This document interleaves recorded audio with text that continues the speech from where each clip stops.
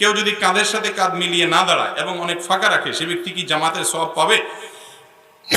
পাবে। এর সাথে জামাতের সওয়াব না পাওয়ার সম্পর্ক নাই।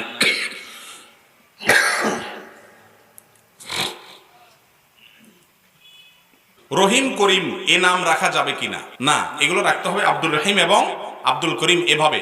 তবে হ্যাঁ, কিছু নাম আছে আল্লাহ তাআলার যে নামগুলোর অর্থ মানুষের ক্ষেত্রেও ফিট হয়, সেগুলো রাখা যায়। যেমন করিম মানে অনেক দয়ালু মায়ালু, এটা মানুষের মধ্যেও কিছুটা হলেও ফিটে হয়, যদিও আল্লাহর মতো করিম কেউ হবে না। এই জন্য এগুলো দিয়ে মানুষকে ডাকা যায়, কিন্তু সর্বক্ষেত্রে উত্তম এবং উচিত হলো আব্দুল করিম আব্দুর রহিম এভাবে ডাকা। আমরা তো শুধু করিম ডাকি না, করিম্মা কই, ঠিক না? ঠিক। আল্লাহর নামটাকে আরো ব্যঙ্গ করে বলি, আব্দুল তো বাদ দেই, আবার করিম্মা বলি। অজু ছাড়া কোরআন শরীফ পড়া যাবে কিনা? ভাই, অজু ছাড়া কোরআন শরীফ পড়া যাবে, তবে ধরা যাবে না। পড়া যাবে তবে ধরা যাবে না। ধরতে হলে কি লাগবে? অজু লাগবে। তবে মোবাইলে যদি কোনো কোরআন থাকে সফটওয়্যারে, সেটা অজু ছাড়াও ধরতে পারেন, কারণ সেখানে কি আছে?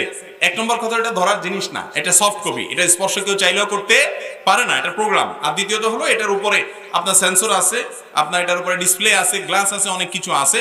কোরআনের উপরে কাপড় বা অন্য কিছু যদি ধরা যায়, এটাও অজু ছাড়া ধরা যাবে, অসুবিধা নেই।